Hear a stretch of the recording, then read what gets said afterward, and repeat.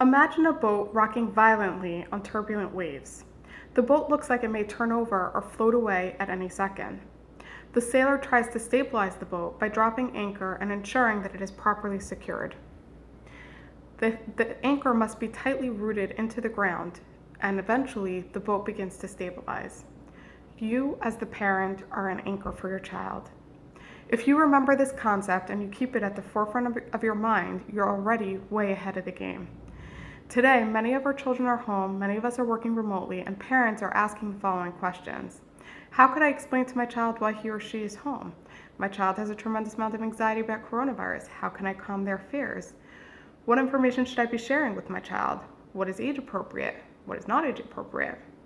It is important to recognize that children have a tendency to remember the way that their parents talk to them more than what their parents have actually said. For example, if a parent is faced with sharing a sad event with his or her child, and that parent is crying uncontrollably, is shaking, can barely speak, that child will remember the parent's presentation more than the actual words that the parent uses. That moment will be remembered as an anxiety-provoking moment for them because in their mind, if my parent can't deal with this, and my parent is supposed to keep me safe, protected, then how am I supposed to deal with this? I'm just a child. Remember, you as a parent are an anchor for your child. Your child is looking towards you for direction on how to deal with the emotional turmoil that they're currently facing. They're looking for ways to calm the anxiety inside of them.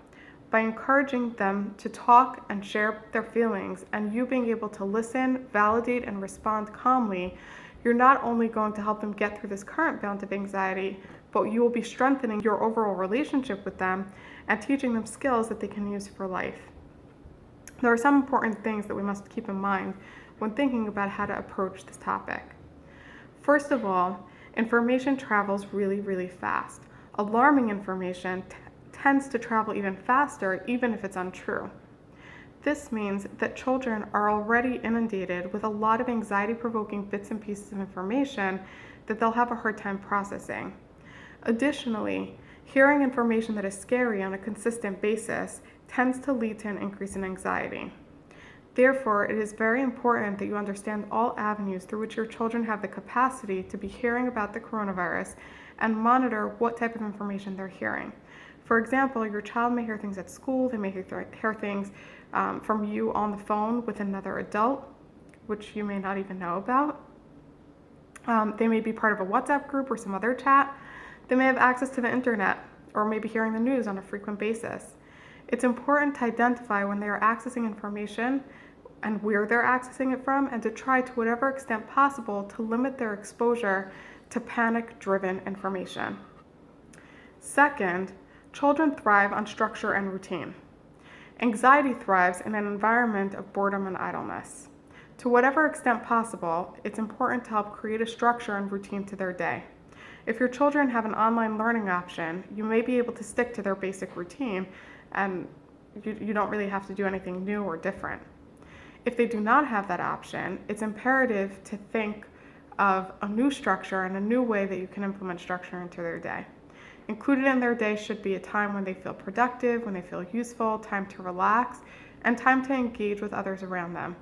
This is a great time and a great opportunity for family bonding. It's important to remember that children are incredibly adaptive, and so long as we provide the right environment, they can thrive despite the chaos in the outside world.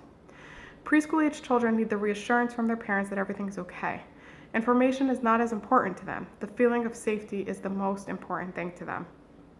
Children at this age are super attuned to body language, to the tone of voice we're using with them, and to their parents' overall presentation. You cannot fool a child, no matter how young they are. School-age children are more interested in facts.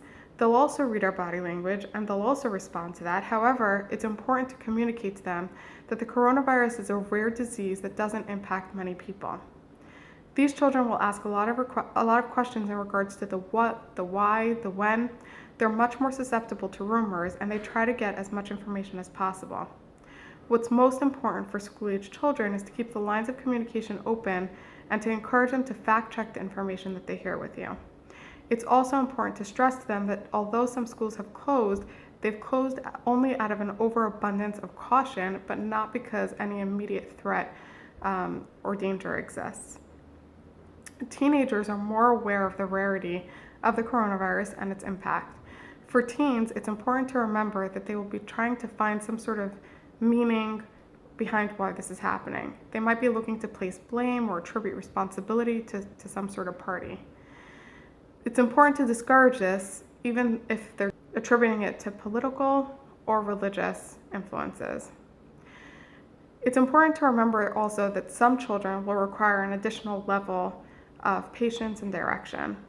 A child who by nature is an overly anxious child may need more time because they're more likely to catastrophize everything in their minds. It's important to spend time with such a child and to help them talk about the fears and to respond in a calm way and with clear information. The same holds true for children who have either experienced illness within the family or who are currently experiencing an illness in the family. We want to teach our children basic hygiene, including washing hands, not touching their mouths or their nose, etc. It's important to remember to teach these topics in the most playful way possible. Hygiene is not specific to coronavirus, and it's something that kids generally should not feel anxious about. They generally shouldn't find it stressful. You can make up a song with your child, you can come up with some sort of playful hint to help them remember how to keep the germs away, but the idea is really just keep it as child-friendly and as playful as possible. I want to reiterate that SBH is here for you and your family. We not only will get through this, but we'll grow through this, both you as an individual family and us as a community.